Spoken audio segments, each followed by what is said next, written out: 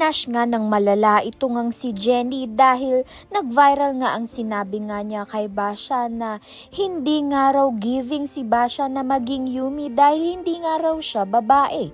Kaya naman nga't binash nga itong si Jennie ng mga LGBTQIA+.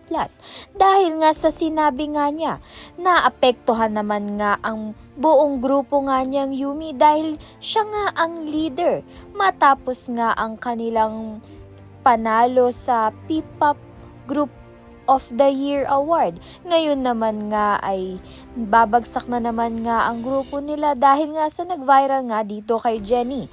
Malaki ang posibilidad na si Megan nga ang may kagagawa nito dahil maaga nga siyang umalis sa intimate celebration nga ng Yumi dahil sa inis nga niya dito kay Jennie na nababash nga rin siya dahil nga sa pabebe nga raw siya.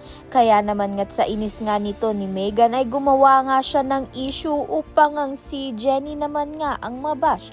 Nagtagumpay naman nga itong si Megan na si Jennie nga ay mabash. Subalit kasama nga at nadamay nga ang kanilang grupo.